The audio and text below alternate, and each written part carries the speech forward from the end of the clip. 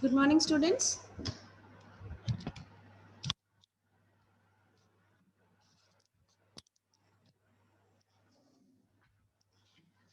So, shall we start our seminar? The last participant is yet to enter the class, and we have just 77 students in the class. But I think I waited enough for them. So, we shall start the seminar for today. First participant is M. Ramya. So, Ramya, you made the co-host, right? So, please unmute yourself. Yes, ma'am.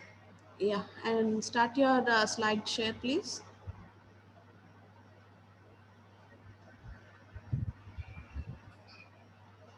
Yeah. Ma'am, is this visible? Yeah, it is visible. Please see to it that there is no disturbance from the background. Yeah, you may start your presentation, Ramya.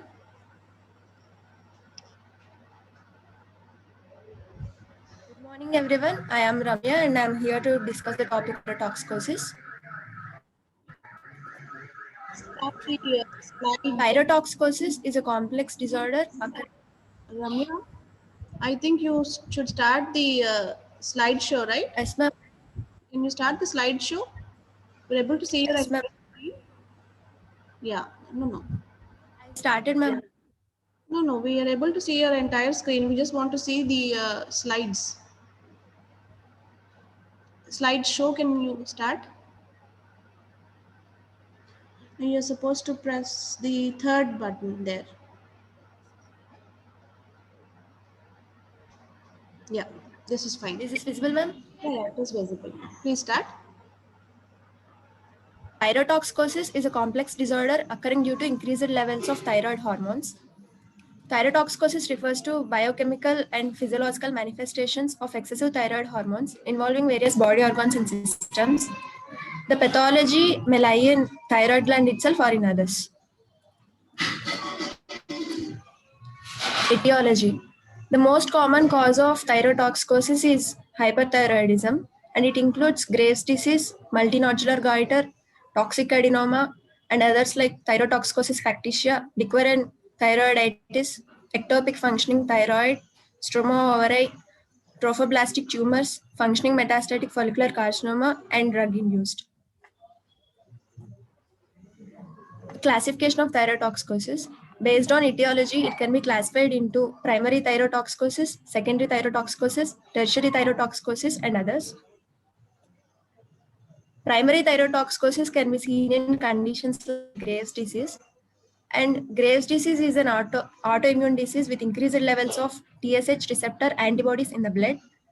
Thyrotoxicosis is due to hyperplasia and hypertrophy of entire thyroid gland due to prolonged continuous action by binding of these abnormal thyroid stimulating antibodies to TSH receptor sites. Puberty, pregnancy, emotions, and various infections can act as precipitating factors for thyrotoxicosis. Secondary thyrotoxicosis. It can be seen in conditions like toxic multinodular goiter of thyroid. In this, due to excessive metabolic demand, it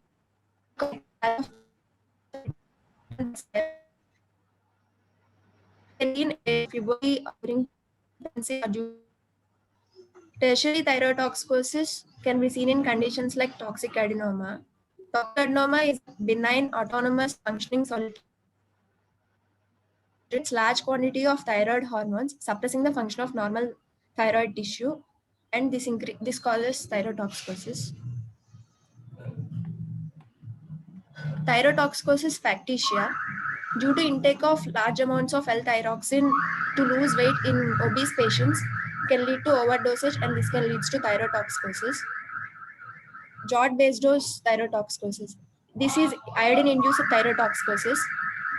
Large doses of iodine while treating hyperplastic endemic goiter can lead to increase in levels of thyroid hormones and causes thyrotoxicosis. Struma ovari. Functioning of normal thyroid in neck is suppressed, but Ovarian teratoma with thyroid differentiation can lead to increased secretions of T3 and T4. Hashimotoxicosis.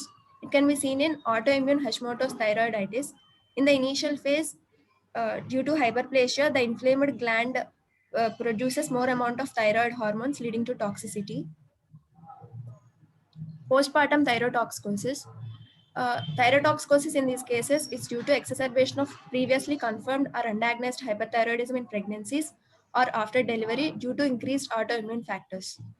Neonatal thyrotoxicosis. This can be seen in infants born to mother with Graves' disease due to crossing of thyroid stimulating antibody across the placental barrier.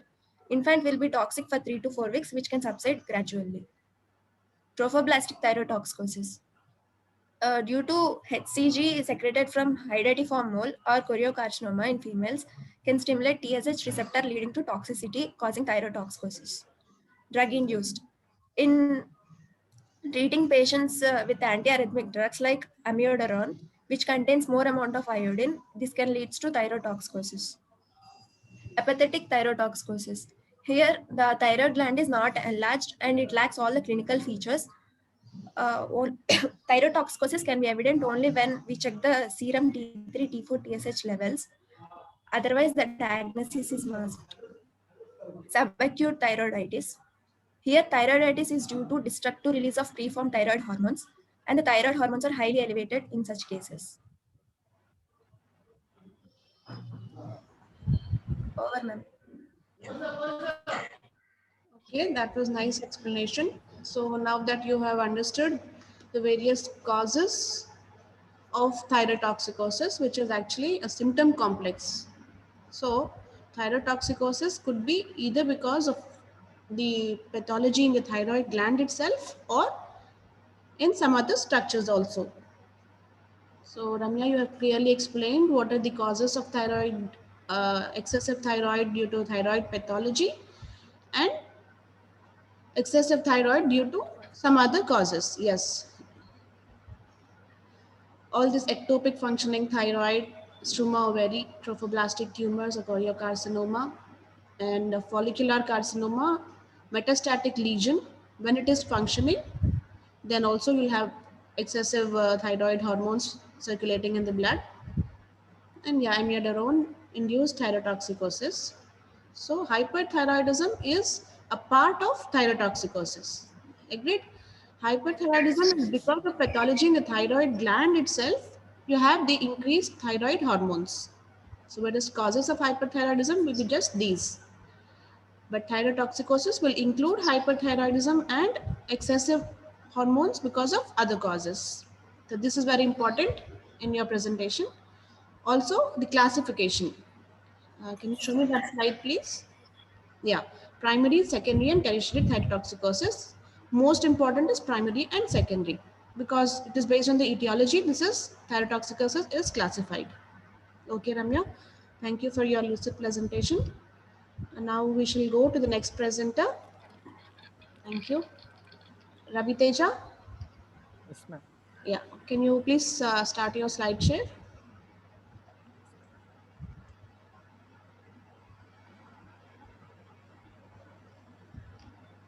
Ma'am, is it visible, ma'am?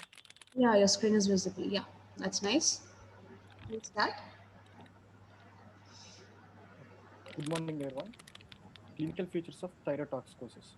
Symptoms. Gastrointestinal symptoms include weight loss in spite of increased appetite and diarrhea. Cardiovascular symptoms include palpitation, shortness of breath, angina, irregularity in heart rate, and cardiac failure in elderly. Neuromuscular symptoms include fatigue, muscle weakness, and tremors.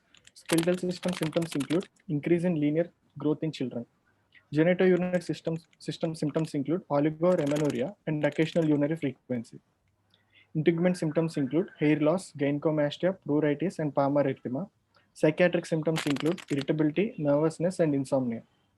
Sympathetic overactivity symptoms include dyspnea, palpitations, tiredness, heat intolerance, weight loss, myopathy, fine tremors, hyperactivity, sweating, and increased appetite.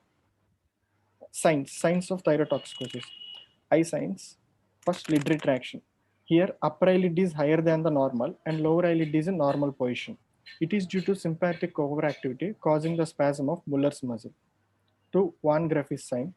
It is inability of the upper eyelid to keep in pace with the eyeball, which moves downwards to see the examiner's finger, and it is due to contraction or overactivity of the involuntary part of levator palpebrae superioris muscle, that is Miller's muscle. Dalrymple sign. Here upper eyelid is retracted, so the sclera can be visible. Stellwach sign. In this, there is absence of normal blinking, so there will be staring look, and it is the first sign to be appear. Due to widening, it is due to widening of palpebral fissure, due to lid retraction, and also due to contraction of Muller's muscle. Joffre's sign. In this, there is absence of wrinkle on the forehead when the patient look up and head in bend down or a flexed position. Mobius sign. It is the early sign of ophthalmoplegia, and in this there is a lack of convergence of eyeball due to lymphocytic infiltration of inferior oblique and rectus muscle. There will be diplopia. Nofziger sign.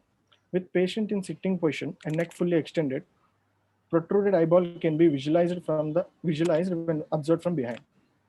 Kocher sign. When the clinician places his hands on the patient's eyes and lifts it higher, patient's upper eyelid springs up more quickly than the eyebrows. Jelinek sign. There will be increased pigmentation of eyelids. Enroth sign. Edema of eyelids and conjunctiva are seen.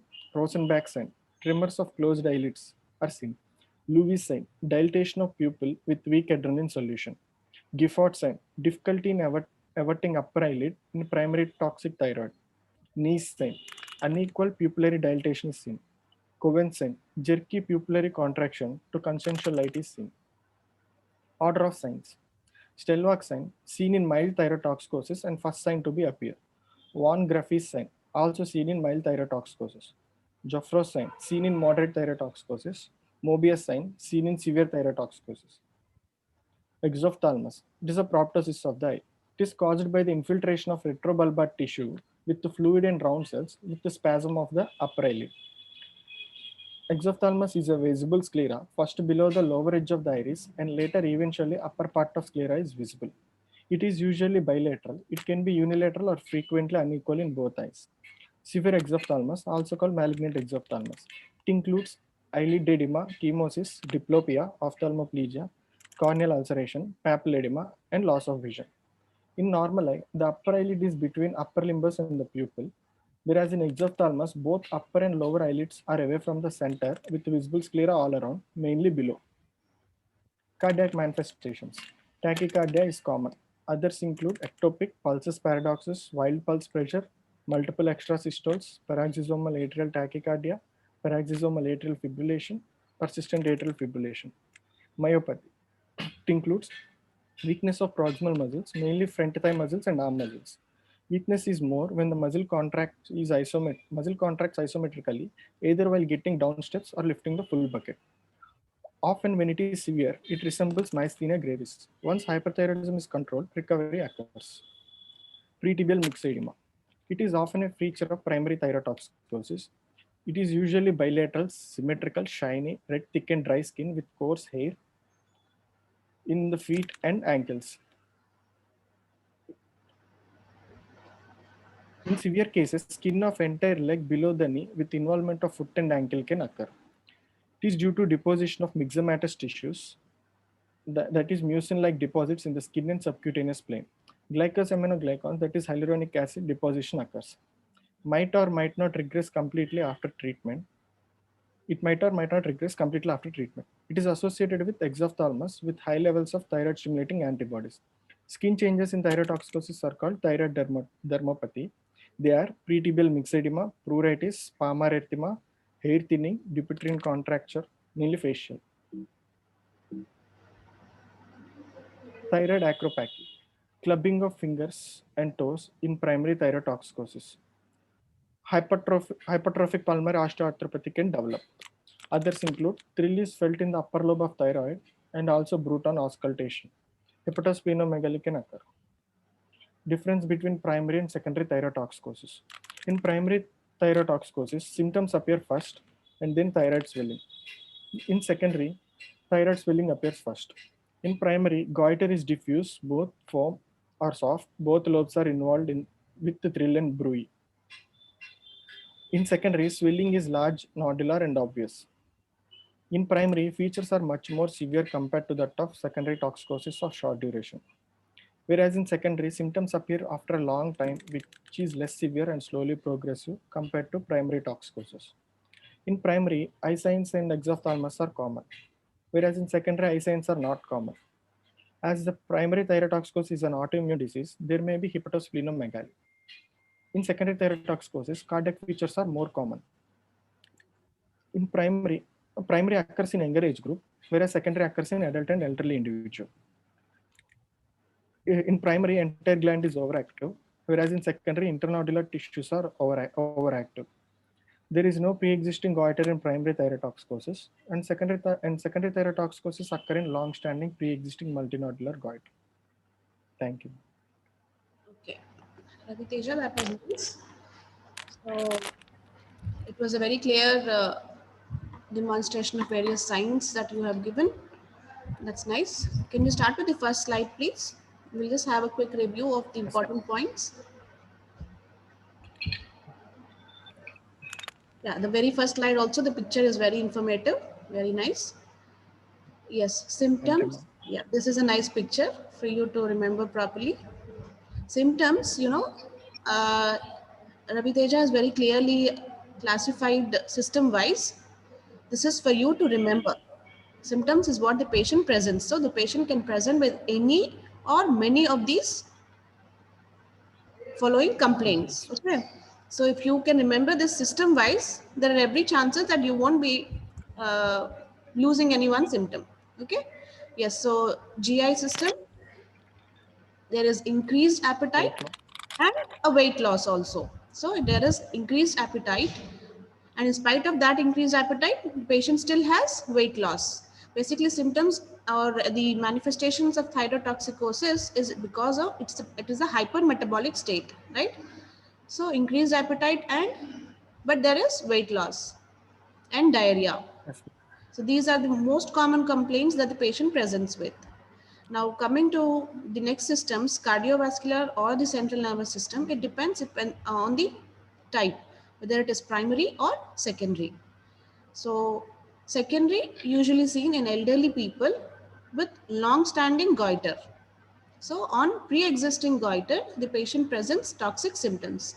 That is usually categorized under secondary. So secondary, remember, you will have more of cardiovascular symptoms. See, I said you it is long-standing goiter. That means a little bit aged patient, elderly patients present with secondary thyrotoxicosis, and because given their age, you can remember that they will have more of cardiovascular symptoms. Okay, so out of that, the presenting symptoms would be either palpitations, irregularity in heart rate, cardiac failure. Yes, next slide.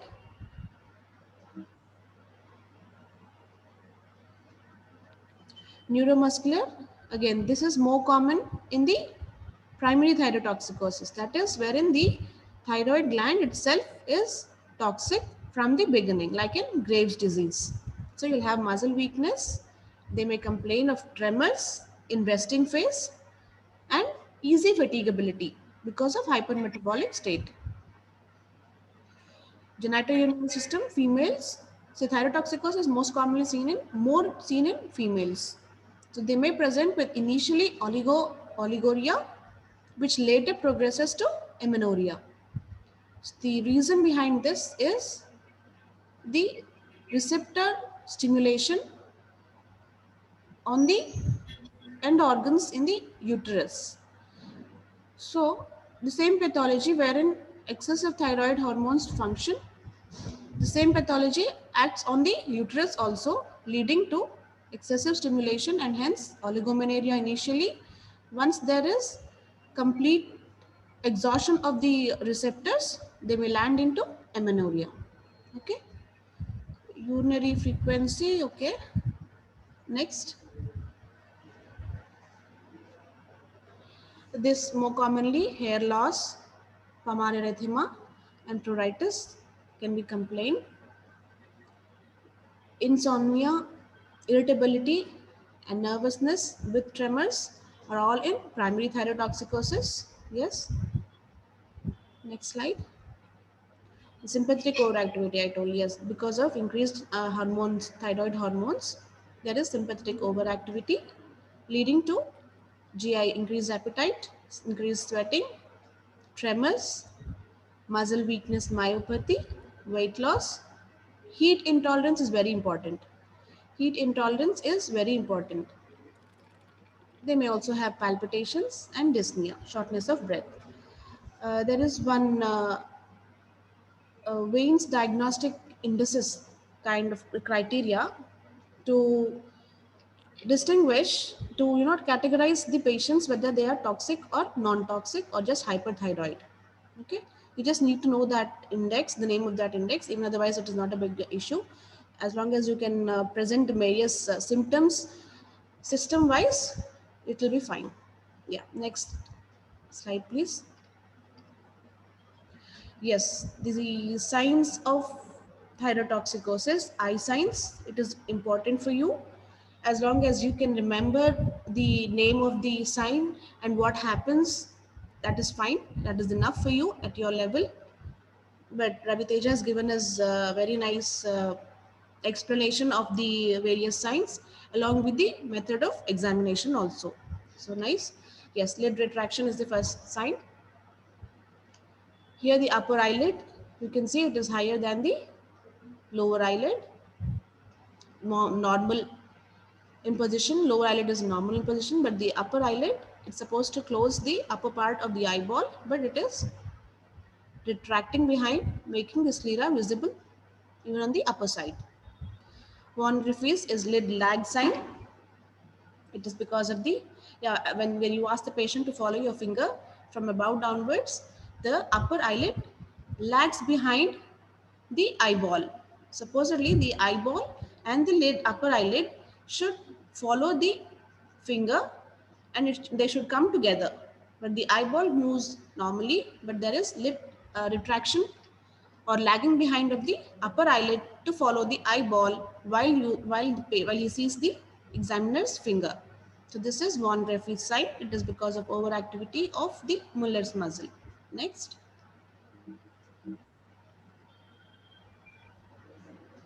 Dalrymple sign, again because of the upper eyelid retraction, there is visible sclera beyond the upper part of the eyeball. Stellwag sign, or the patient has a staring look because of absence of normal blinking. Next.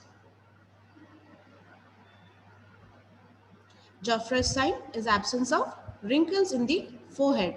The patient is asked to bend his head a little bit, flex his head at the neck a little bit, and he's asked to look upwards towards the examiner's finger placed above. So as he looks upwards, normally you're supposed to find wrinkles on the forehead. But in a thyrotoxic patient, there is absence of wrinkling. This is called Joffre's sign. Mobius sign is absence of convergence. Ask the patient is asked to look at the examiner's finger from far and it is brought near. That means the patient's eyelids has to converge to look at the examiner's finger placed almost near the tip of the nose. So from when the finger is brought from far away towards the nose, there is absence of convergence of the eyeballs, normally brought about by the medial rectus and the inferior oblique. So pathology in these muscles, because of hyper deposition of the lymphocytes, there is absence of convergence. And that is Mobius sign. Once when you find Mobius sign, that indicates it is a severe form of thyrotoxicosis. It is the little critical sign. Okay. Yeah, there will be diplopia. Because of that, the patient will give you complaints of double vision, diplopia. Okay, next slide. Yeah, Natzinger's sign. It is seen when when the patient is examined from above. There is outward protrusion of the exophthalmic eyeball, and this is visualized from behind, from above behind. Okay, this is the normal side and this is the pathological side. Yeah, this other signs that I told, that you were telling Ravi Teja, these are all not very important for you. All these 7 signs, if you can remember the names and what happens, that is more than enough for your stage. Okay. The next slide, please. Yeah, all these signs are not very important. I cannot tell you. Yeah, the orders of occurrence. Mild disease, you'll have Stellenbosch sign. Mobius is the severe form of the disease. Next. Exophthalmos, severe exophthalmos and malignant exophthalmos, that is true. Wherein the eyelid, there is eyelid edema and chemosis, that is redness, and definite diplopia. Okay. Ultimate, there's loss of vision when you have failed to preserve the eye because of increased exposure. Okay. Yeah. Next, please. The cardiac manifestations, tachycardia. Can you give me what is that grading of pulse rate called? Heart rate grading? Trial, Cryles grading. trials grade. Yeah. So you should have mentioned that. Cryles grading is important for you clinically. There is tachycardia that you told. So less than 90 is grade 1. 90 to 110 is grade 2. And grade 3 is greater than 110 beats per minute. And it is a severe form of thyrotoxicosis. Okay. And there will be atrial fibrillation. Next, myopathy is there. Most important, it is the proximal muscles. Weakness of the proximal muscles is to be remembered here. The thigh muscles and the arm muscles, the proximal limb muscles. So because of that, there is difficulty while getting up from sitting position, or getting downstairs, or lifting the bucket. So proximal muscles are the ones that are active in these kind of movements. Next, pretibial myxedema. Yes, this is a feature of primary thyrotoxicosis only, wherein there is bilateral, shiny, red, thickened, dry skin. Hair is coarse. Okay, yeah. This is deposition of myxomatous tissues in the skin and subcutaneous plane. Glycosaminoglycans like hyaluronic acid deposition occurs. This is very important. You can know the cause of myxedema as this. Yes, but one thing, this may not regress even after the thyrotoxicosis has been corrected. Okay, so this particular feature may not resolve after treatment, also may not resolve. Yeah. Next, clubbing of fingers and toes. Okay, thyroid acropathy. Next important thing is, there is thrill felt on the upper pole because of hypervascularity. The same thing felt as a bruit on auscultation. Okay, so on clinical examination, you may be seeing a thrill on the upper lobe and a bruit on auscultation. Okay, so this is with the clinical features. Important thing is you should know the differences between the primary and secondary thyrotoxicosis presenting symptoms. Also, the various signs. Okay, apart from the normal examination of the thyroid gland that was already discussed in the last seminar. Okay, yeah. So very important. This particular table is very important. Please try to remember all points. Okay, basically for you to remember easily, always thyrotoxicosis, secondary thyrotoxicosis is seen in elderly age group, and hence because they're elderly aged, so you all know that cardiovascular system is a little bit compromised. On top of that, there is thyrotoxicosis or hypermetabolic state. So one thing to remember is elderly age and cardiac features more prominent in secondary thyrotoxicosis. Okay, for you to remember. This is on a pre-existing thyroid pathology, on a pre-existing goiter. So pre-existing multinodular goiter, when turned into toxic multinodular goiter, they present as secondary thyrotoxicosis symptoms. Exophthalmos and eye signs are more commonly seen in primary thyrotoxicosis, apart from the central nervous system involvement. Okay, and one more thing, here it is that the entire gland is overactive in this in primary case, because the entire gland is diffusely enlarged and hypersecretory. Whereas in a secondary thyrotoxicosis, there is multinodularity prior to the formation of excessive thyroid state. So the nodules may become inactive, or because of secondary changes such as hemorrhages and necrosis, the thyroid nodules are inactive, but the internodular tissue is hyperactive, leading to excessive production of thyroid hormones. So this is the differentiating feature in the gland.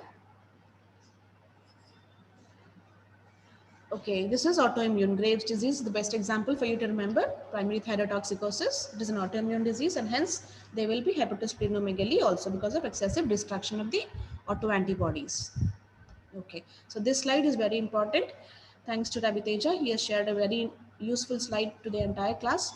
Please remember each and every point on this slide. Okay. Okay, so Ravi Teja, thanks for the wonderful presentation.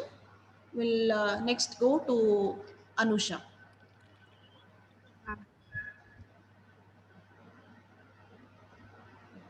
Anusha? Yes, ma'am.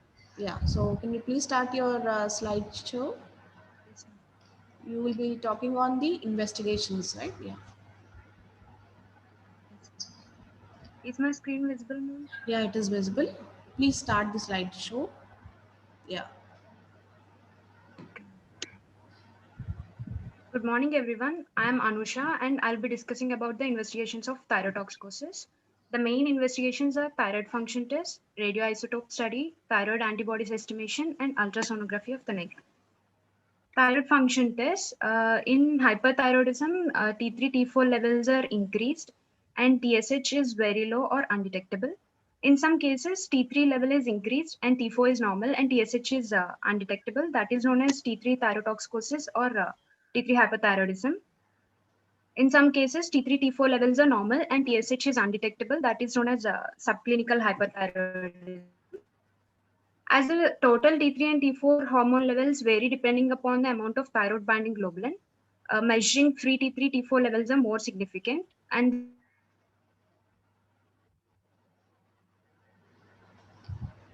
nanomole per liter and free T4 level is 8 to 26 nanomole per liter. Then radioisotope study. The absolute indication for isotope scanning in thyrotoxicosis is for the diagnosis of autonomous toxic nodule. Different isotopes used are iodine 123, iodine 131, and technetium 99. Iodine 123, its half-life is 13 hours and it is given in oral route. Iodine 131, its half-life is 8 days and it is given in oral route. But it is not commonly used for diagnostic purposes because it causes more irradiation. And technetium 99, its half-life is 6 hours. It is given as IV route, and it is commonly used for diagnostic purposes because Of the short half-life and easy availability. because of short half-life, easily available and causes less irradiation. Yes, less attenuation. Isotopes can also differentiate between hypothyroidism from toxicosis due to other causes. In the case of hypothyroidism, there is increased radioactive iodine uptake, whereas toxicosis because of extrathyroidal causes, radioactive iodine uptake is decreased. In non-hypothyroid toxicosis, it shows increased uptake in non-thyroid areas like stroma, ovary, and pelvis. In Graves' disease, there is a uniform diffuse uptake. In secondary thyrotoxicosis, there is heterogeneous pattern with some focal areas of enhanced uptake due to internodular tissues are overactive. In autonomous toxic nodule, there is increased uptake only in the nodule with no uptake in the surrounding thyroid tissue. These are known as hot nodules or hot areas. We can see in this picture, Graves' disease, there is diffuse increased uptake, and hot nodule, there is increased uptake in the nodule, whereas the surrounding tissue is there is less uptake. This is known as hot nodule. In some cases, there is this nodule where there will not be any uptake. That nodule is known as cold nodule or non-functioning nodule. It suggests malignancy sometimes. And discordant nodule. Sometimes warm nodule in technetium scan may appear as a cold nodule in radioactive iodine scan. It suggests malignancy. Then thyroid antibodies estimation. Thyroglobulin antibody titers more than 1:100 are more significant. Antithyroid peroxidase, if the levels are more than 25 units, then it is more significant and is seen in autoimmune thyroiditis. TSH receptor antibodies are often seen in the Graves' disease. Other investigations include ultrasonography of the neck. It is useful in the case of subclinical thyroidism, hypothyroidism. Next, TRH estimation, thyroid releasing hormone estimation. ECG to look for any cardiac involvement. And then total count and neutrophil count are very essential baseline investigations before starting antithyroid drugs, as they may cause agranulocytosis. Thank you. Yeah, okay, Anusha, that was nice. Ultrasound is very important, non-invasive investigation in any case of thyroid. So whether the patient is having a uniformly enlarged thyroid gland or focally enlarged nodules in a thyroid gland can be better known on an ultrasound. Okay. Apart from that, you have a slight idea on the functioning, though not accurate, on the functioning status of the thyroid also, increased vascularity, and any malignant changes in the thyroid gland can be best visualized in this non-invasive first mode of investigation, that is nothing but ultrasound of the neck, easily available at all places, right?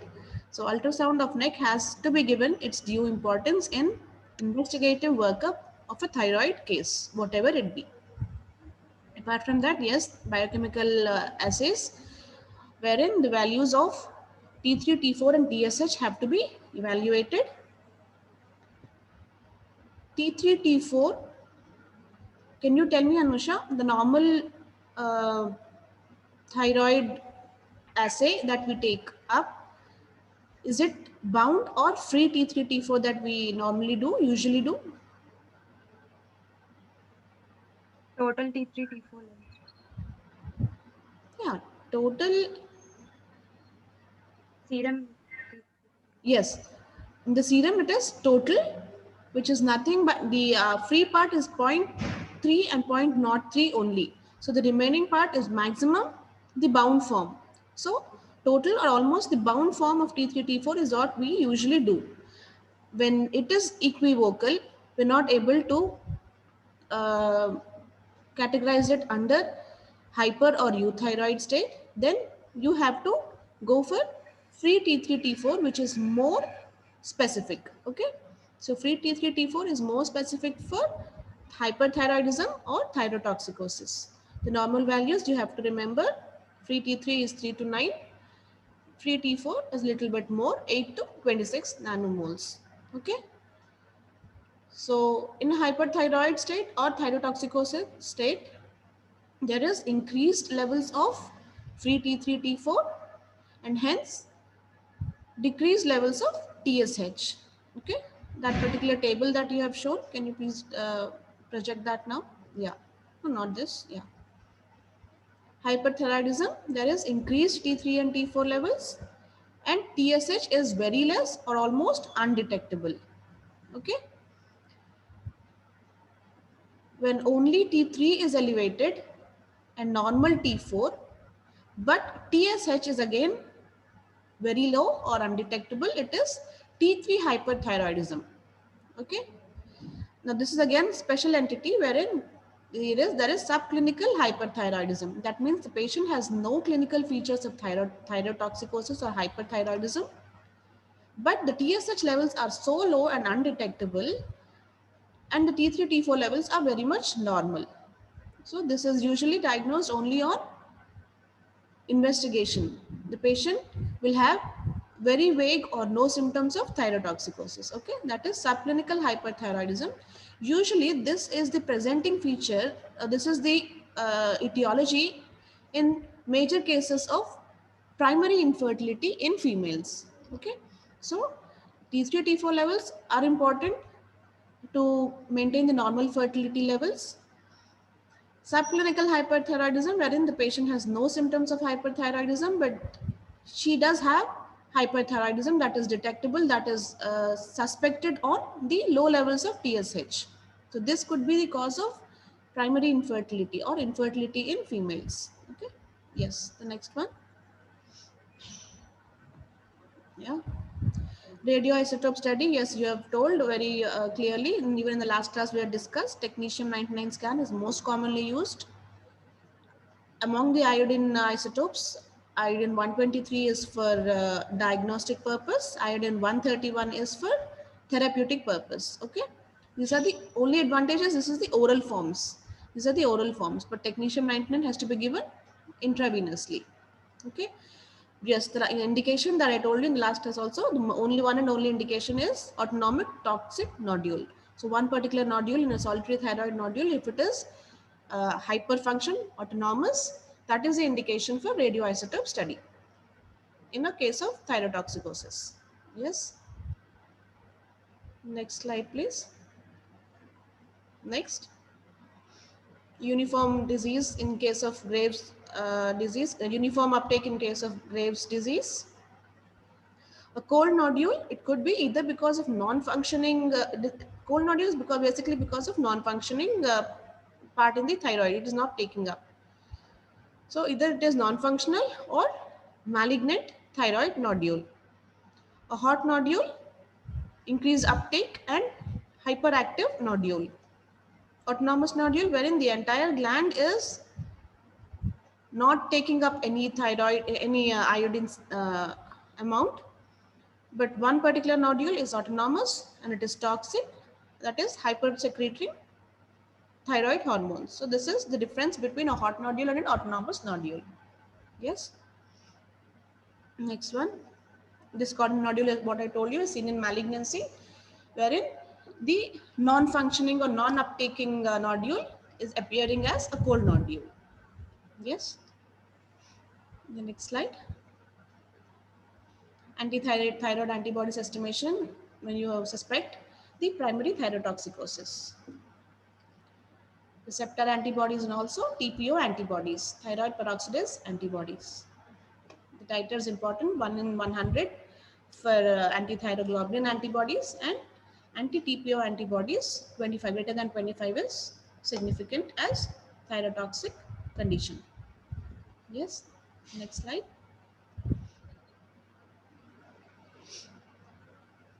Yeah, secondary thyrotoxicosis, I told you it is the heart that is involved. So evaluate the heart with ECG and an echocardiogram. Total count the neutrophils, yes, this is very important.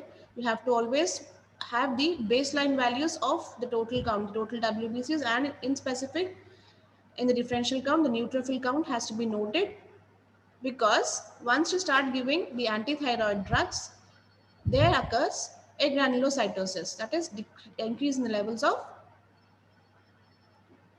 agranular lymphocytes. Okay, that is nothing but the neutrophils. So you have to always have, and also there can be occurrence of secondary infections. So you should know the cause. When you're giving this antithyroid drugs, you should be cautious about the normal or baseline values of total counts and neutrophil counts. Okay, Anusha, thank you. So we finished with the investigative workup in the case of thyrotoxicosis. We'll now go to Bhagyasri. So, Yes, yeah, ma'am. there, no? Yes, ma'am. Shall I start screen sharing? Yeah, please start your screen share.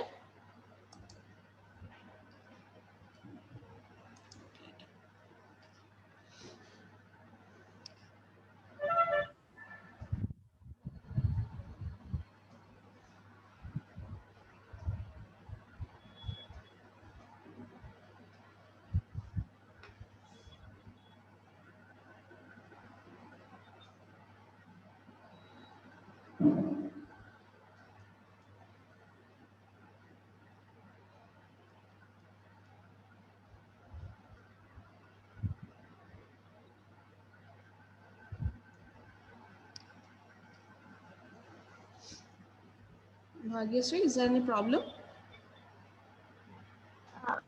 Network problem on 2 minutes. Ma'am. Yeah, okay.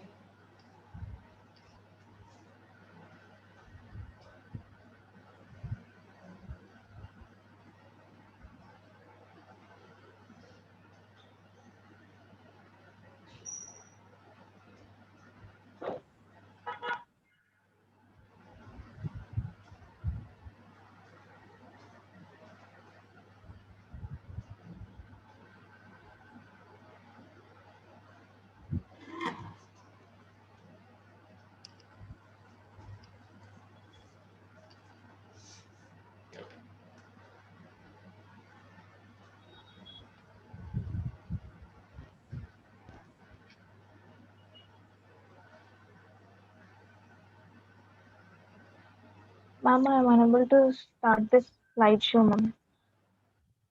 Okay, so it's okay. We'll just look at the slides in this view.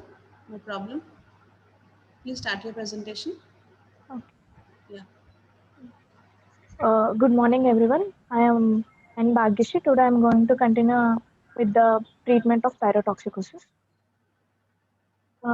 Thyrotoxicosis can be treated by any of the following three modalities, that is antithyroid drugs, surgery, and the radioiodine therapy. It's not any of Indications for antithyroid drugs.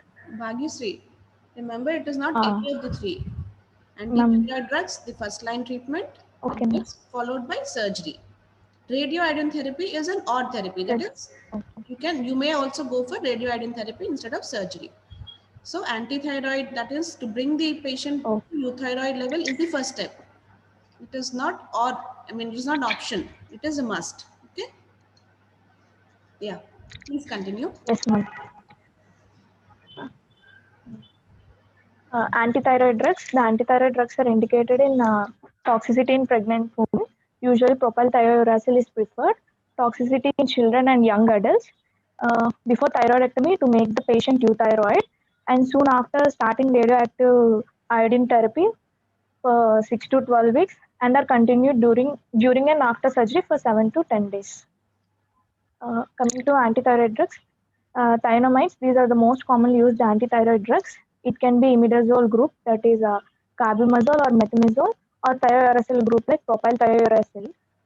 They inhibit the iodine organification, iodide oxidation by peroxidase, and iodotyrosin coupling.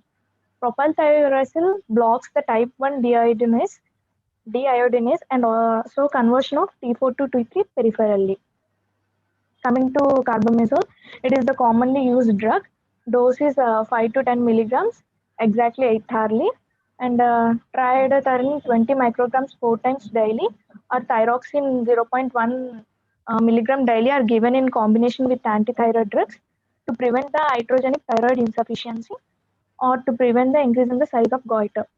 It suppresses the autoimmune process in thyroid Graves' disease, causes fever, rashes, arthralgia, myalgia, neuritis, lymph node enlargement, liver cell dysfunction, psychosis, and agranulocytosis.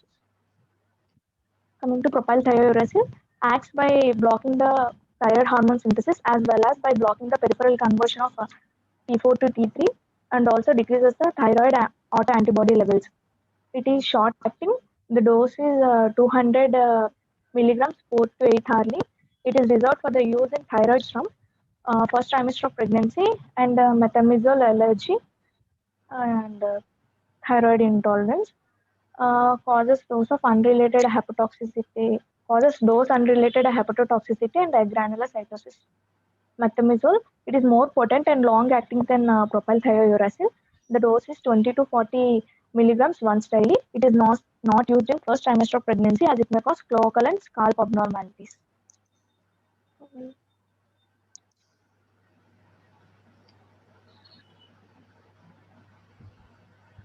Next, coming to antithyroid drugs, that is beta adrenergic blocking drugs. The commonly used drug is propranolol. Dose is 40 milligrams thrice daily. Reduces the cardiac problems and blocks the peripheral conversion of T4 to T3. It is contraindicated in bronchial asthma, heart block, and cardiac failure. 2 milligrams IV propranolol is used in thyroid storm. Next, coming to Lugol's iodine, it is a combination of 5% iodine and 10% potassium iodide. It decreases the vascularity of the gland and makes it more firm and easier to handle during the surgery.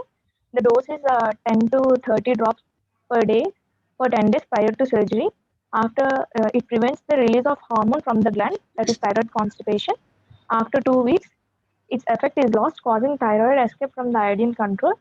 Action is similar like Wolff-Chaikoff effect, which is nothing but a autoregulatory phenomenon whereby large amount of ingested iodine actually inhibits the thyroid hormone synthesis within the follicular cells irrespective of the serum level of TSH. Next, coming to advantages. The advantages of using this antithyroid drugs is that it avoids surgery and its complication and also avoids the radioiodine therapy and its problems. The clinical improvement is seen in 2 weeks and the biological improvement is achieved within 6 weeks. The remission is confirmed by thyroid stimulating antibody assessment, which is usually low. The disadvantages include prolonged course of treatment for about 18 months and relapse rate is 40%. Size of the swelling may not regress, may lead to agranulocytosis, thrombocytopenia, liver damage, hair loss, except in propranolol. Complications. The complications of antithyroid drugs include agranulocytosis, severe hepatitis, allergic reactions, polyarthritis, and lupus vasculitis. Other drugs. The other drugs used are potassium percolate, which inhibits the iodine transport by direct inhibition of the sodium iodide symporter. It is used in amiodarone-induced type 1 thyrotoxicosis. And hypanoic acid, it is used in severe unresponsive cases. And lithium carbonate, it inhibits the coupling of iodotyrosine and prevents the thyroid hormone release. Useful when thienamides are contraindicated. And coming to clanipidine, it is given orally, both hourly, and 40 milligrams is the dose. Next, coming to other drugs are cholestyramine, which decreases the reabsorption of thyroid hormone from the enterohepatic circulation, and glucocorticoids. It impairs the peripheral conversion of T4 to T3 and also lowers the serum TSH levels. Next, coming to surgery. The surgery is indicated under the following conditions: failure of the drug treatment in primary thyrotoxicosis in young patients, and autonomous toxic nodules, nodular toxic goiter, when malignancy cannot be ruled out, Graves' disease in children or Graves with nodules, need for antithyroid drugs for more than 2 years, or large goiter, substernal or introthoracic goiter, pressure symptoms, or Graves' ophthalmopathy, amiodarone-induced thyrotoxicosis. Next, preoperative preparation. The blood grouping and cross matching are done. We should keep the required blood group ready. Indirect laryngoscopy. The patient is asked to tell E to check the abduction of vocal cords. Video stroboscopy. Special method to visualize the vocal cord vibration. 70 degrees rigid strabolaryngoscope is used with mounted microphone. Patient in sitting position. The video stroboscope is passed. The video stroboscope is passed to visualize vocal cord, and the patient is asked to tell E to examine the vocal cord vibration in a slow motion.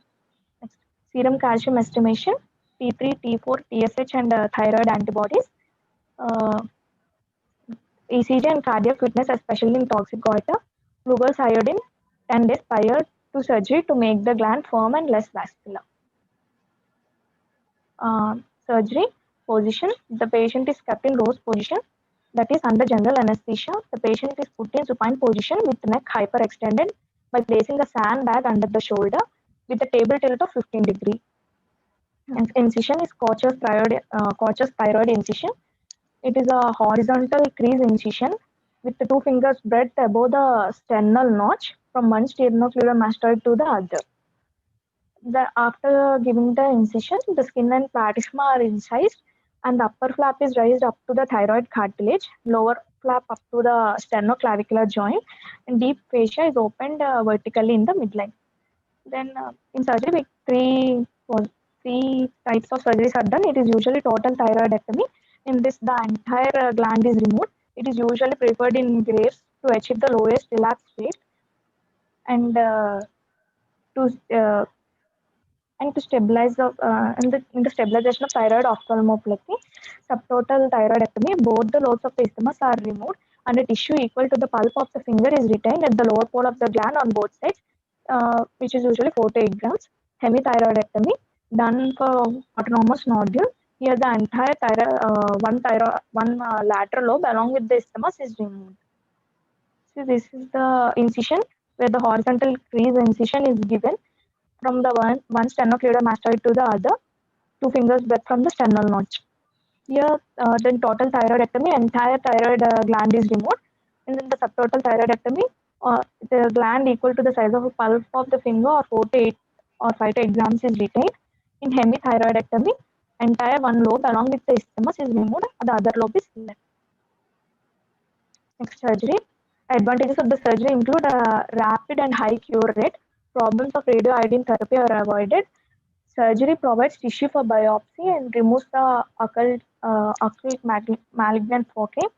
Surgery is better option for ophthalmopathy due to thyrotoxicosis. It is an option for women planning for child, and coexisting parathyroid carcinoma can be removed. For intrathoracic retrosternal toxic goiter, surgery is the choice.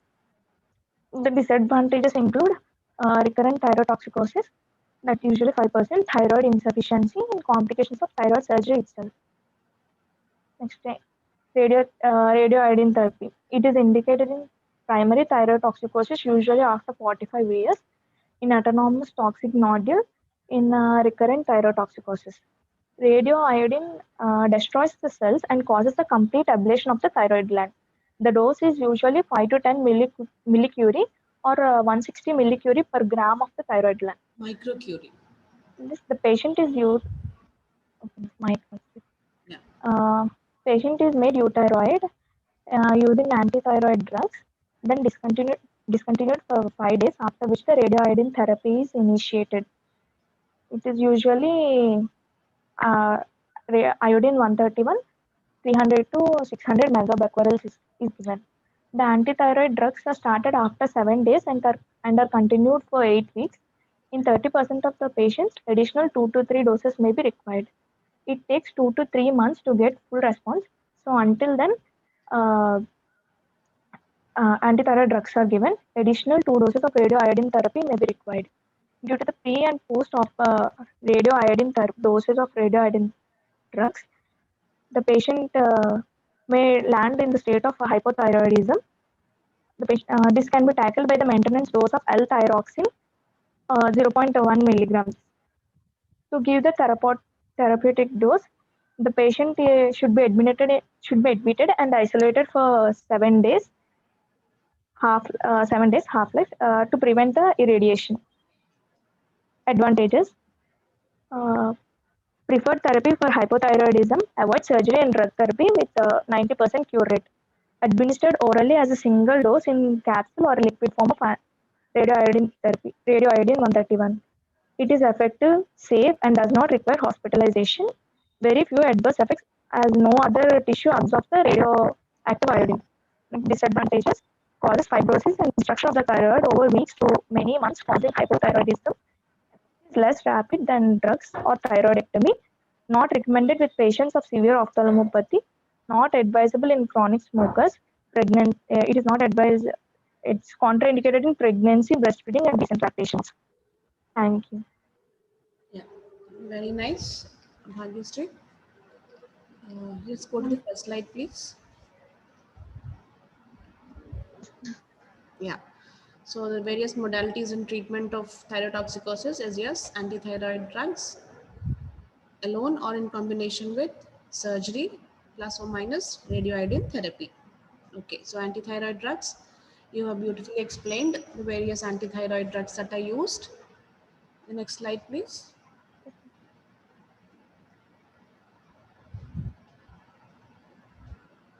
Yeah, indications is toxicity in children. You may start with toxicity in children. You may start with antithyroid drugs initially. If it fails, then you may go for surgery. But most of the times they respond to this antithyroid treatment itself. Most important indication is to bring the patient to euthyroid state before any surgery on the thyroid or any surgery in general also. Okay. Also, radioiodine therapy, before this is given, you'll have to give an antithyroid drug to bring the patient to euthyroid, near euthyroid state for almost 6 to 12 weeks, and then go for radioiodine ablation of the thyroid gland. Okay. So even for radioiodine therapy, you have to give before antithyroid drugs. And also it has to be continued after surgery and also after the therapy because of slow action of radioiodine for ablating the thyroid gland. Yeah, next slide.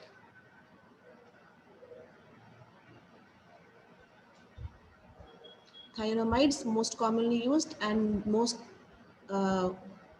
mostly indicated first line antithyroid drugs. Okay, so what we use is mostly carbimazole only. In general, propyl thiouracil is indicated in pregnant females. Okay, So propylthiouracil is the drug of choice in pregnancy. The mode of action you have told, very nice. Iodide oxidation by peroxidase is inhibited and also inhibit the iodotyrosin coupling.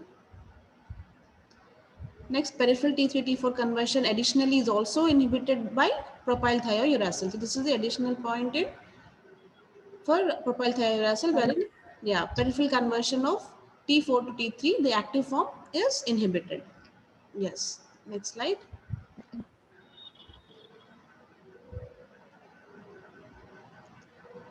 Carbimazole, most common dosages 5 to 10 milligrams, 8 hourly. Okay, we started with twice daily. We may extend the dose to 8 hourly dose. Okay, maximum 10 mg per day, per dose, I mean. Yes, these are side effects. In general, side effects for all you have to remember: hepatotoxicity, agranulocytosis, and infections. Yes, next. Propylthiouracil in pregnant females, also used in thyroid storm. Dose is again 200 milligrams, 8 hourly. Methimazole is more potent and also long acting. So, but it should not be used in pregnancy just because the reason is it crosses the placental barrier. So we don't use methimazole and carbimazole. Yeah, propylthiouracil is the safest step. It does not cross the placental barrier. Yeah, the next slide. See, I'm just trying to highlight the important points. All the other points that she has covered, Bhagyashree has given us, is very important and for you all to remember and reproduce. Okay. Yes, beta adrenergic blockers, propranolol most commonly used. Dose is 40 mg, BD2, TID.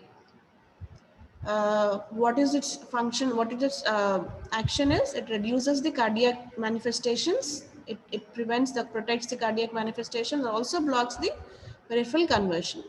But remember, propranolol is contraindicated in asthmatics. So it should not be given in asthmatics. And yes, thyroid storm also, it is given in an intravenous dosage. This is important.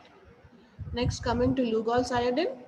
This as a therapeutic indication is a little bit controversial, but the only indication is 10 days prior to surgery, this Lugol's iodine is given 10 drops TID for a week or 10 days before surgery. The main indication, the main use is to decrease the vascularity of the gland and also making it firm. Okay, you mentioned it somewhere, yeah. Making it more firm and easier to handle. See, if the thyroid gland is very vascular and it is soft, it may release, there may be intraoperative thyroid storm.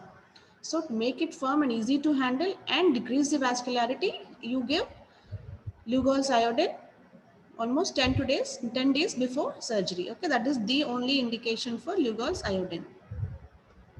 Yes, after 2 weeks of usage, more than 10 days, if you start using it for more than 2 weeks, there is loss of its control and there is thyroid escape. Okay, yes. Next.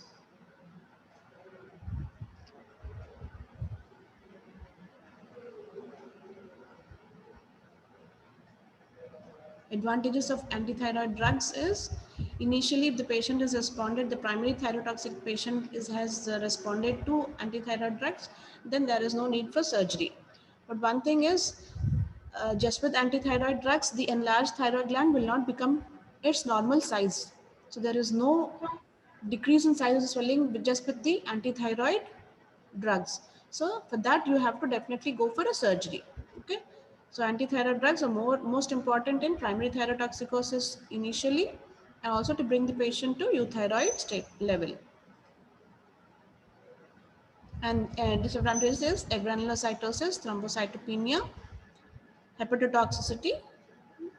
Yeah, with propranolol you may have hair loss. Yes. This is a prolonged course of treatment, so you just cannot regress. The symptoms will not regress within a short period, as in surgery. Yeah. The next slide.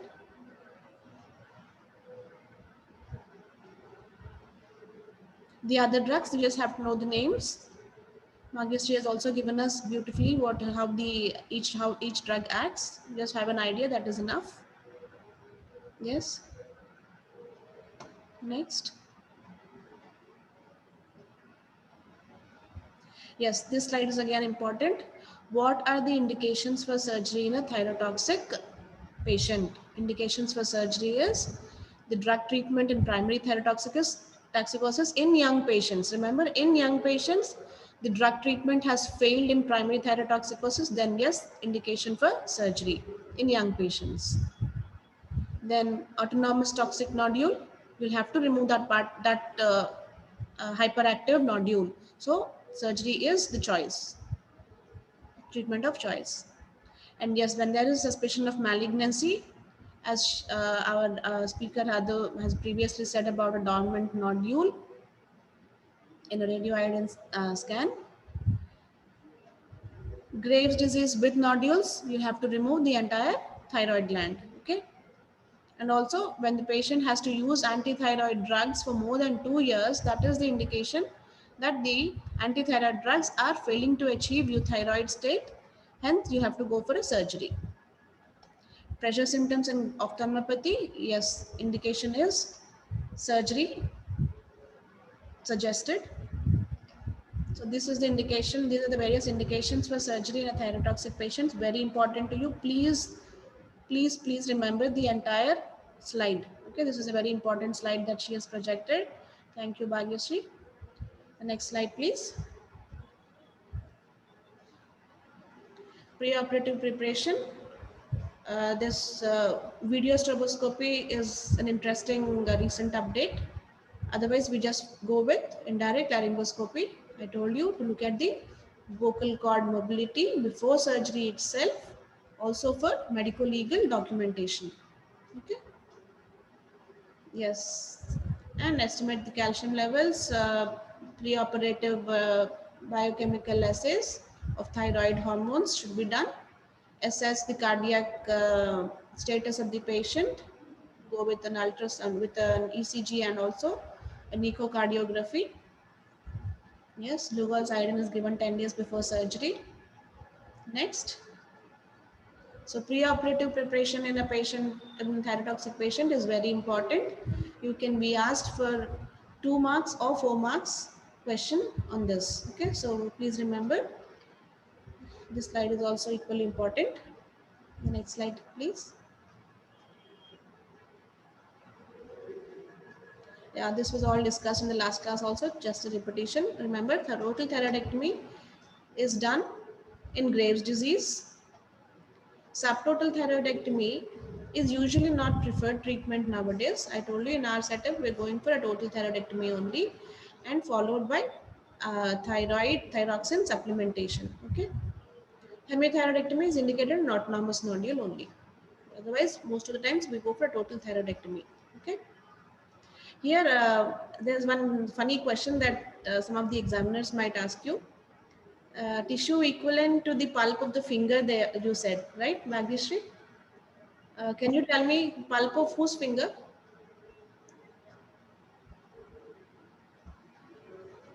I know it is a funny question, but it is quite important when you say that you have to keep a tissue or retain a tissue of equivalent to the finger pulp.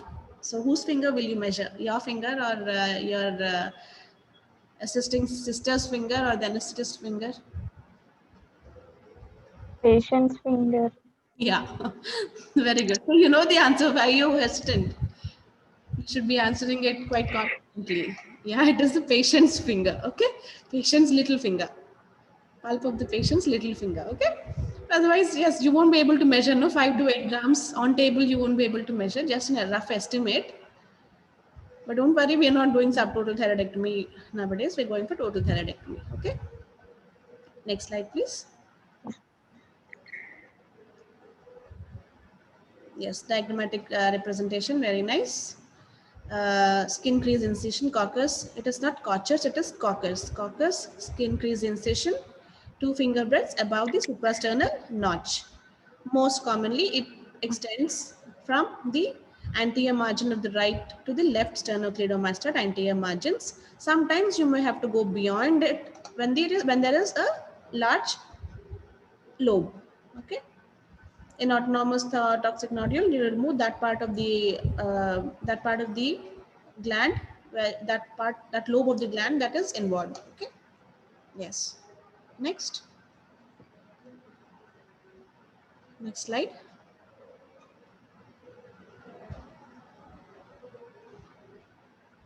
What happened? You stuck up somewhere, Bhagyashree? Okay, so she has given us the various types of surgeries that can be done, and also the various complications. Complications will be dealt later on. No? The next slide, please.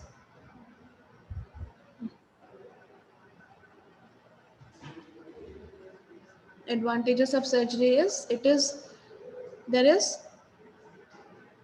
quick and complete removal of the malignant foci, and also high cure rate. It is rapid, unlike in an antithyroid drug case where you have to wait for a particular period of time for it to act. Okay.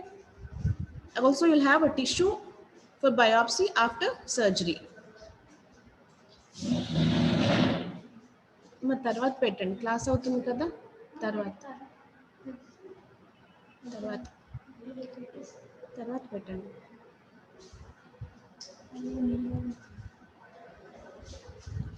Next, disadvantages is complications of thyroid surgery is the only disadvantage here. And also you have to give supplement with thyroxine hormones post-operatively when you remove the entire gland. Okay. Next slide.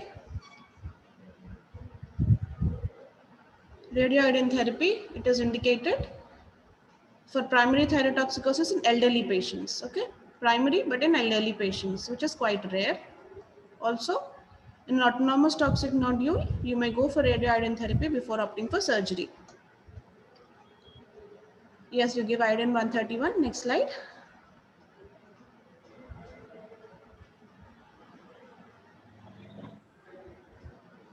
It takes long time for the patient to get the desired action. So until then, you'll have to continue with antithyroid drugs also. So before the treatment, you start with antithyroid drugs. You have to continue it during the therapy, and also one month post therapy also. Okay. The advantage is there is no hospitalization for radioiodine therapy. Okay. Yes. Next slide.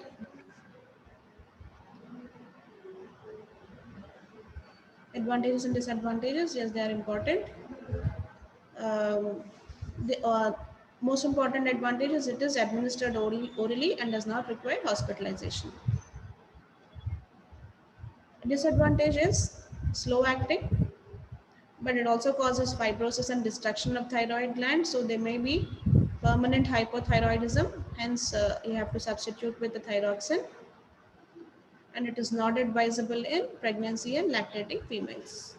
Okay, so this is the various treatment modalities that Bhagyashree has described. So thank you.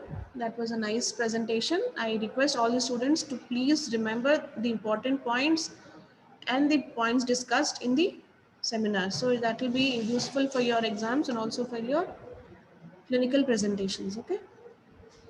So the next presenter, I think I'll have to.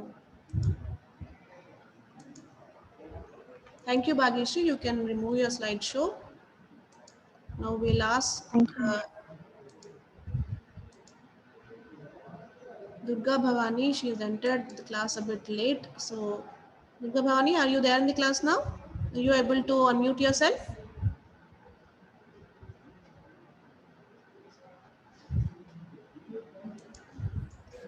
Durga Bhavani?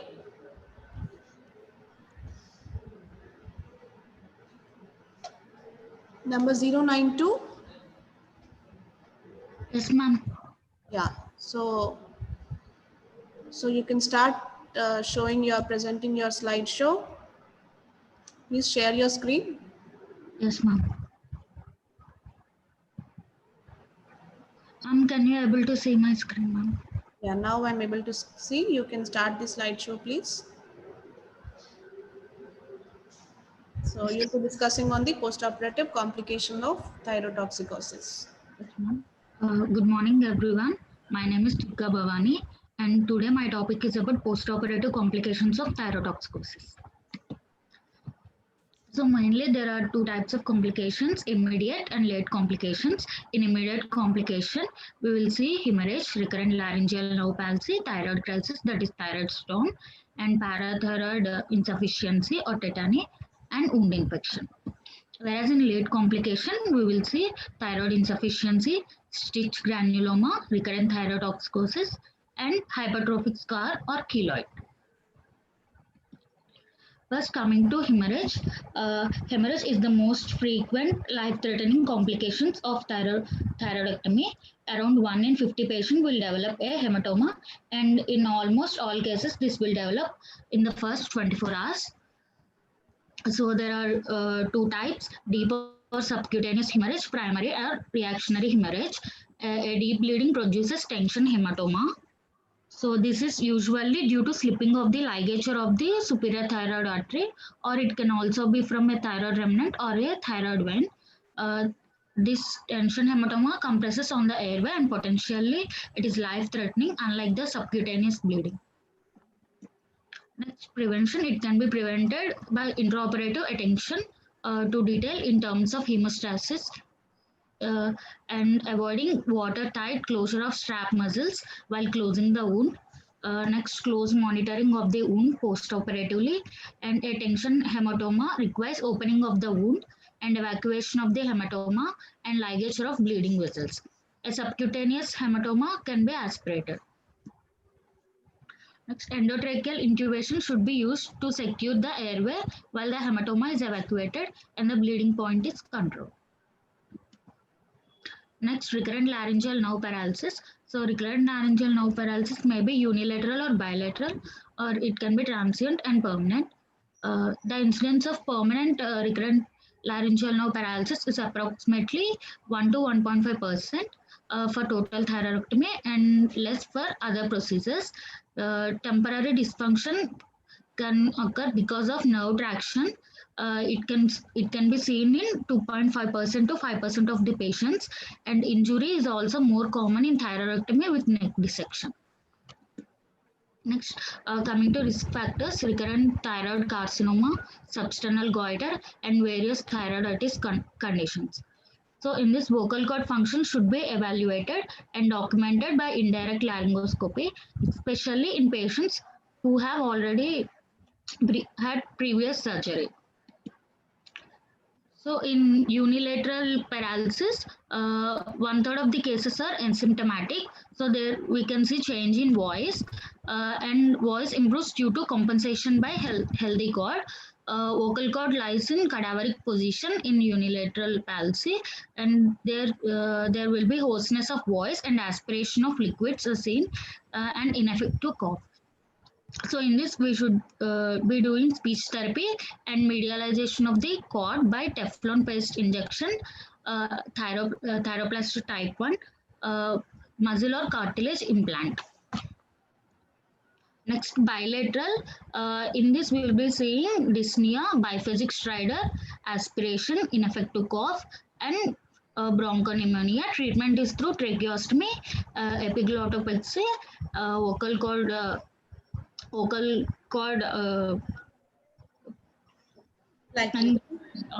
and total laryngectomy. Coming to prevention, this can be prevented by the nerve and posterior layer of pretracheal fascia is kept intact, and inferior thyroid artery should be ligated far from the lobe, laryngoscopy, whereas for bilateral paralysis, tracheostomy, lateralization of the cord should be done. Next, superior laryngeal nerve injury. In this, injury to the external branch is more common. This leads to loss of tension in the vocal cord with diminished power and range in the voice. So often disturbance of superior laryngeal nerve function is temporary and is unrecognized by the patient and the surgeon. mostly. Injury to superior laryngeal nerve alters function of the cricothyroid muscle. Uh, in this, we will be seeing difficulty in shouting. So singers find it difficult with pitch variation, especially in high frequencies. So in this, adequate exposure of the superior thyroid pole and closer ligation of individual vessels on the thyroid capsule should be done to prevent.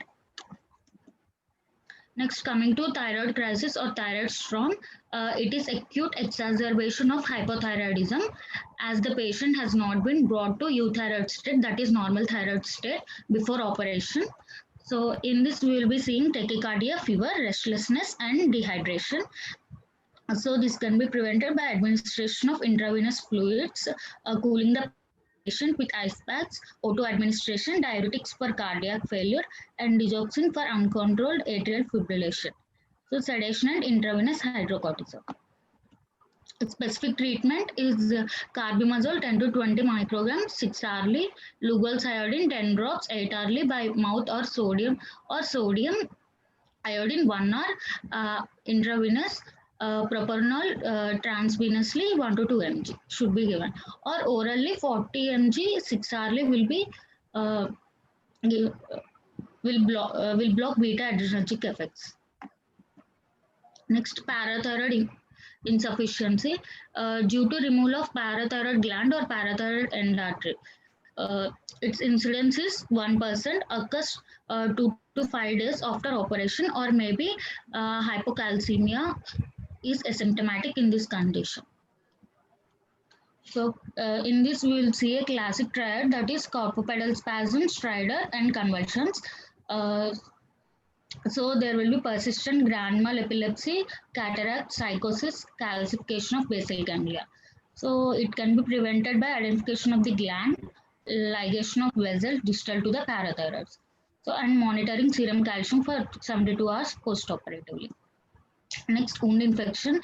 So the mainly causes of wound infections are bilateral neck dissections, total laryngectomy, advanced stage tumors, prior tracheostomy, and malnutrition. So in this, we will be seeing cellulitis, which presents with erythema, warmth, and tenderness, and abscess, which may be a deep or superficial abscess. So in this, pus culture, pulse of the abscess should be sent for the culture, CT for any deep neck abscesses, and this can be prevented by proper hemostasis at the time of surgery. Next,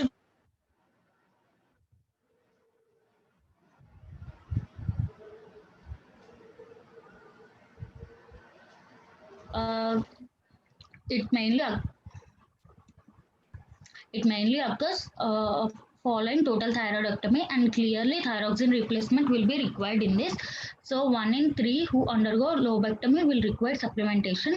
Transient hypothyroidism may occur within 6 months, and it is asymptomatic. So this may occur due to change in autoimmune nature, and more chance if less residual thyroid tissue is present. Next, in this, we will be seeing cold intolerance, fatigue, constipation, weight gain, and mixed edema.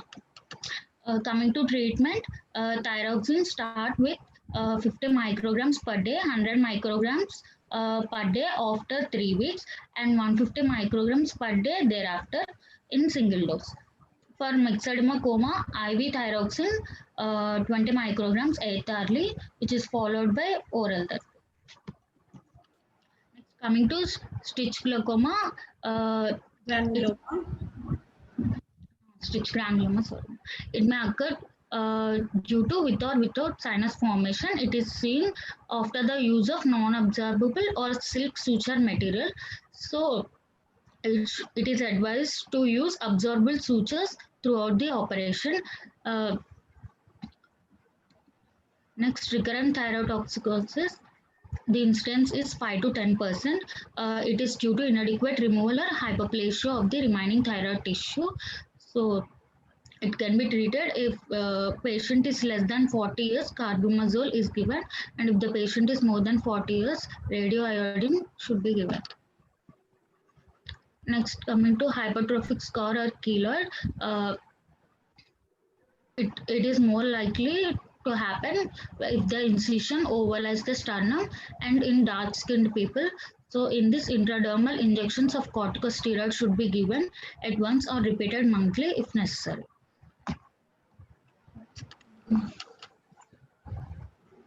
Okay, Durga Bhavani, thank you. That was a detailed explanation giving out the various complications of thyroid surgery in general. It is applied to thyroid surgery in general also, and few points in particular to the thyrotoxic surgeries in thyrotoxic patient. So can we just go back to the first slide, please? We'll have a quick review. Yes, ma'am.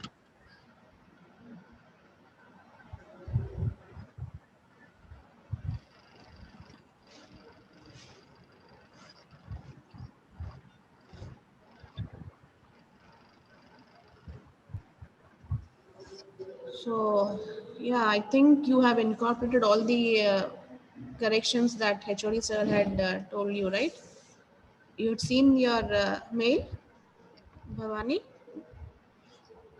Yes, ma'am. Yeah, so HOD sir was very meticulous in giving you all the important points and corrections in your slideshow. So good that you have incorporated all the important corrections. Yes, so any complications, post-operative complications, they have to be first divided, categorized under immediate and late complications.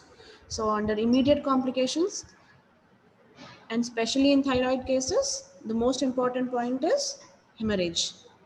Yes, ma'am. So hemorrhage. Apart from that, intraoperatively, you will have RLN injury or external laryngeal nerve injury. And specifically in case of thyrotoxic patient, yes, thyroid storm or thyroid crisis is very, very important. So on this, you will be asked a 2 marks or a 4 mark, not 4 mark, maybe 2 mark question. Okay. So this is very important. Again, parathyroid insufficiency is a complication, immediate complication. And wound infection, it could be immediate or late complication also. Okay. Yeah. So next slide. Late complications will be hypothyroidism or a stitch granuloma or a recurrent thyrotoxicosis, keloid or hypertrophic scar. These are all late complications. Yes. Yes. First one is hemorrhage, very important.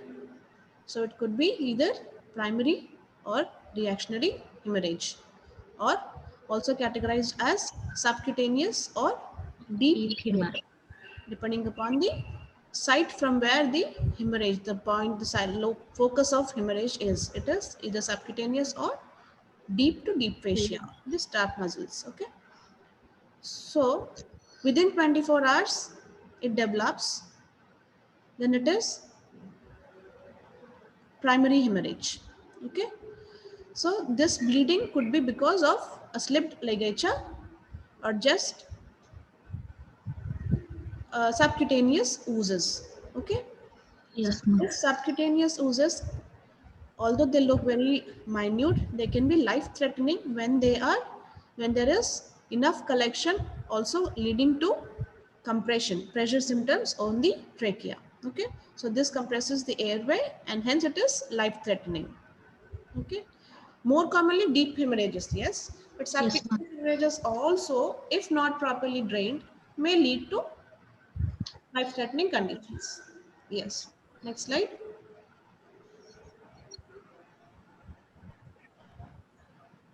Yes. So how do you prevent it?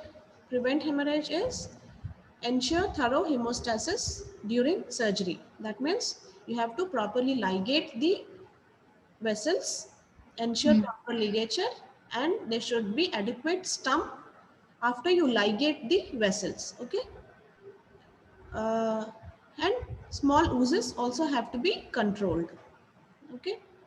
Yes, ma'am. Another important point is don't close the staph. You have to just approximate the staph muscles and you should not ligate them too tightly. Okay. So the watertight closure of staph muscles should be avoided. Okay. They have to be just Yes, ma'am. approximated. And important post-operative, you have to be very Monitor. cautious. Yeah, very cautious about the wound. So within 24 hours or 24 to 48 hours, you have to be very careful to monitor the or inspect the wound properly. Any suspicion of a small hematoma also has to be taken seriously. Okay. Yes, ma'am. When there is an adequate, subcutaneous hematoma, you can simply aspirate and wait and watch. Okay. If that is subsided, well, it will most probably subside with the pressure of the suture line itself. So that would be sufficient initial management for subcutaneous hematoma. Yes, At ma'am. a deep hematoma, it has developed enough tension, it will cause pressure on the airways. So that has to be immediately evacuated. So open the suture line immediately and evacuate the clot or the hematoma as early as possible. Take the patient, post-operatively take the patient to the thyroid, to the OT, onto the OT table. Try to intubate the patient and open the suture line, evacuate the hematoma, and try to ligate the bleeding vessel. Ligate or at least cauterize the bleeding vessel. Okay, so that is an emergency procedure post-operatively. Yes, next.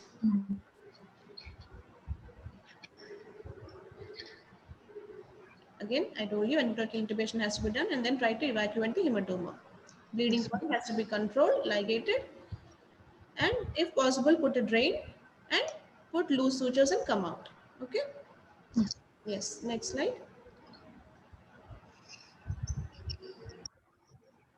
Yeah, so that is important about hemorrhage. Hemorrhage in thyroid surgery post-operatively is very important. We have to mention that point. Next, RLN palsy is also important. Preoperative documentation has to be done. It is more common in total thyroidectomy. It could be transient or temporary when there is just traction, or when you use a cautery near to the nerve, there are Yes, chances ma'am. of not onto the nerve, but very near to the nerve also, there are chances of transient injury to the RLN. Okay. Yes, Permanent injuries could also lead, will also be possible. Permanent RLN palsy. How do you identify this temporary and permanent things are? Initially, there is hoarseness of voice in the post-operatively, or ultimately he may land into the patient may land into stridor also. Okay, so that is the range from temporary palsy to a permanent palsy. Okay, so how do you identify this? It is immediately, as soon as the patient is weaned off anesthesia, while removing the endotracheal tube itself, you will ask the anesthetist, or you yourself will look for the movement of the vocal cord during this maneuver. As you remove the endotracheal tube, you try to look for the movement of the vocal cord. If there is no movement on one side or on both sides, that indicates there is RLN palsy. Okay.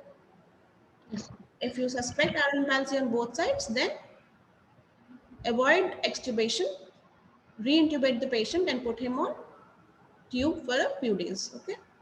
Yes, the next slide. Next slide, please.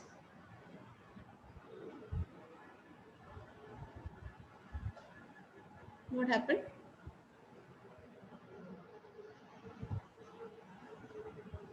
Yes, this problem of RLN palsy is more common in a reoperation case, wherein the planes of surgery are lost, and also when there is retrosternal extension and suspicious malignancy, and when you do more of neck dissection for secondaries, that is in the um, lymph nodes. Okay. Yeah, if it is unilateral single side, there is no life-threatening complication. There's just hoarseness of voice and a little bit of there'll be possibility of aspiration, and maybe a complication of aspiration is secondary point.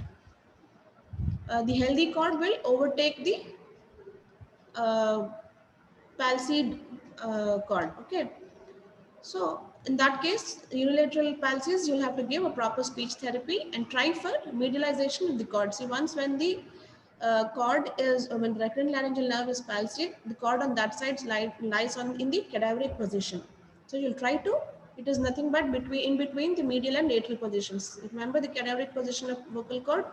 It is between the medial and lateral positions. So you try to medialize the cord on that side by using a Teflon paste injection on the cord or thyroplasty.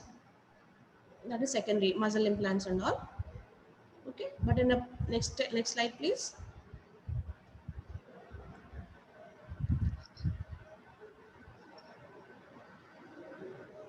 Next slide.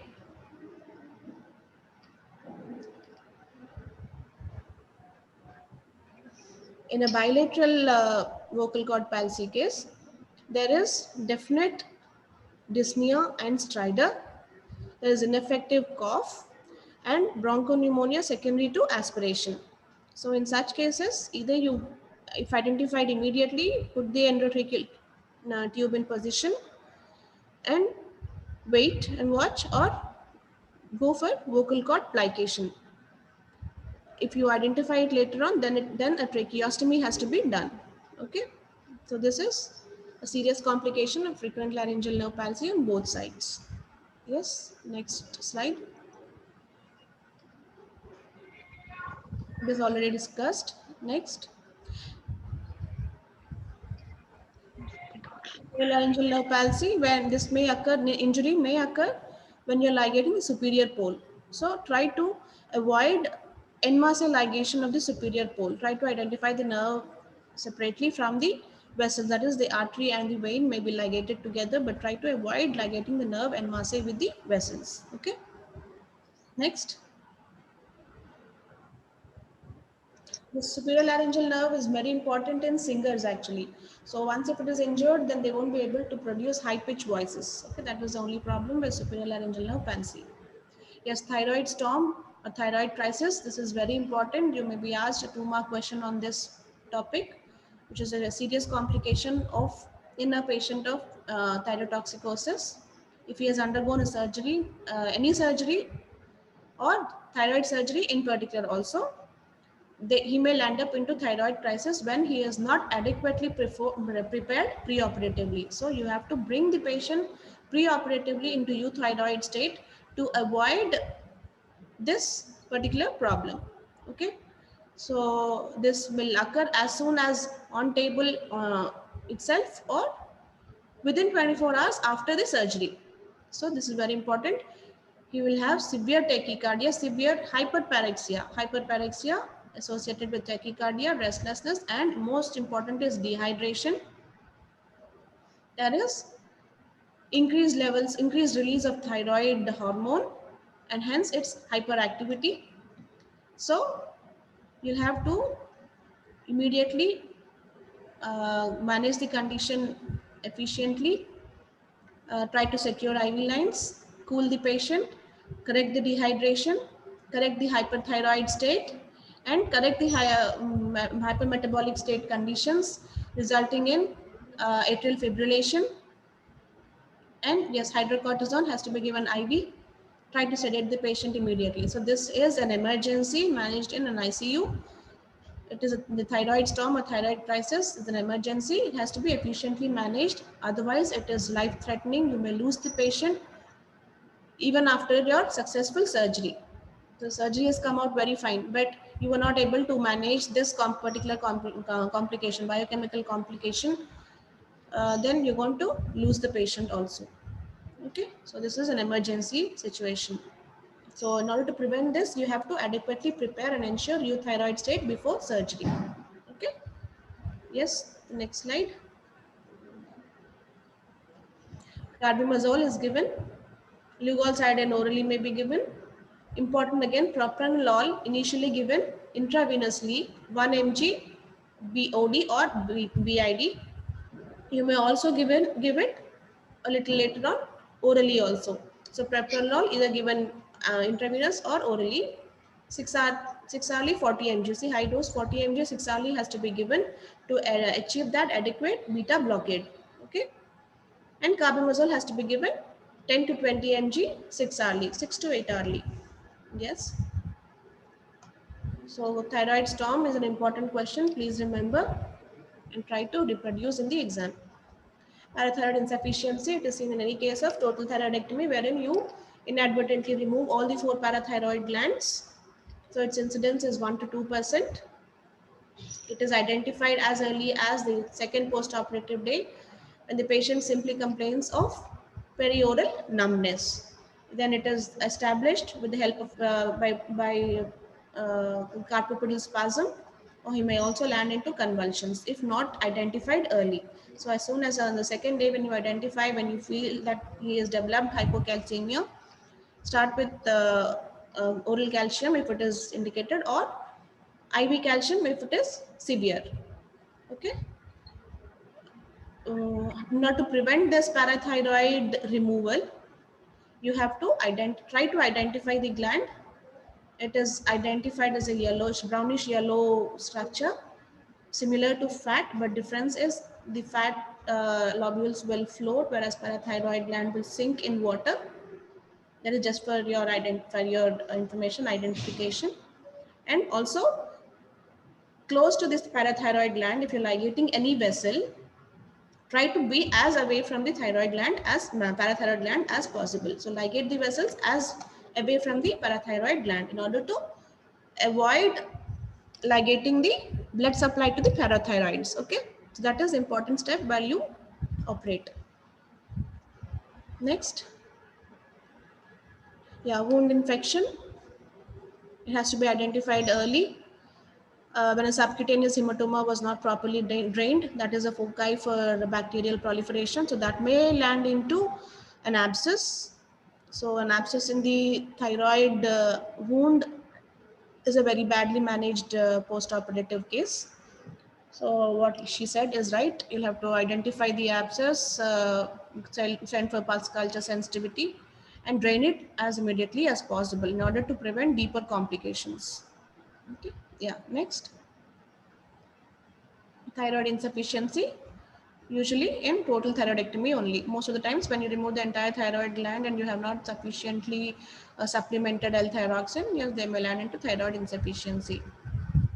Sometimes lobectomy also may require supplementation temporarily until the other gland will take over the functioning.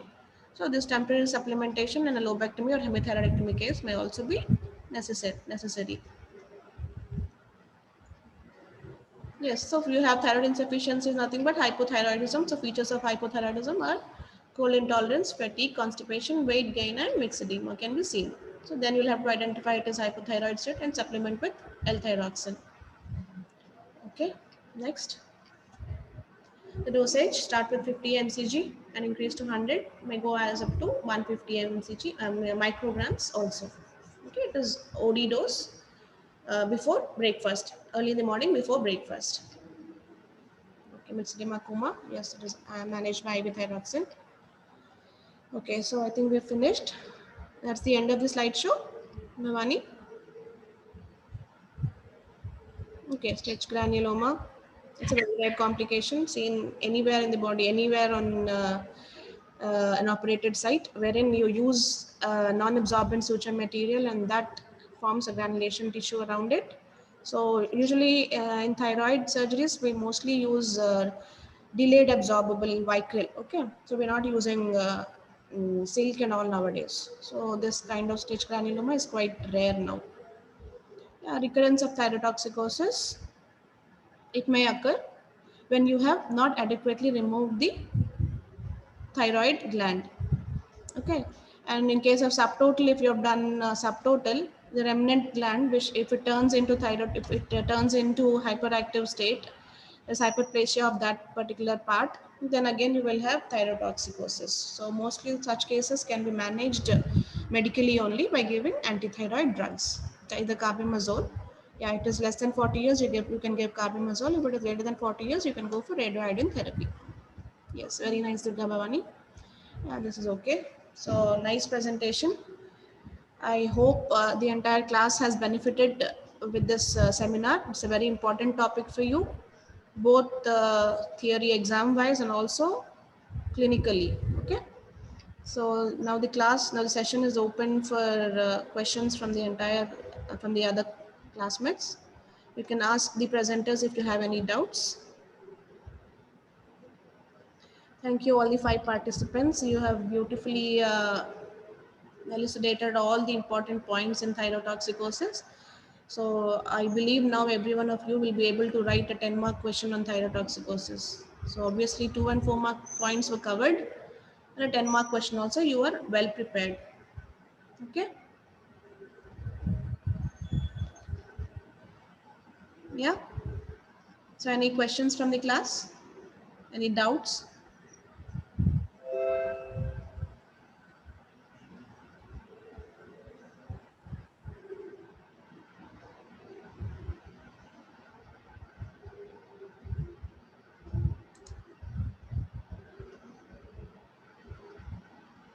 I hope you're all following the seminar, no? It is not just the presenters who are just giving their presentations and the entire class just sleeping or, putting their systems on and going elsewhere. Is it what you're doing? I hope no. So please make use of this kind of revision that sir is giving us. So you should be thorough at the end of the seminar. Each one of you should be able to reproduce all the important points. Once you go back to the topic, revise it, you should be able to reproduce the entire topic for your exam. Okay, so there are no doubts, I presume. Now shall I call the session off? Next seminar will be on carcinoma thyroid, I believe. I shall give you the topic discussion in the topic division also. The next 5 numbers, please be ready. So, okay, we shall end the session now. Thank you presenters. All Ramya, Raviteja, Anusha, Bhagyashree and Durga Bhavani, thank you very much. Okay.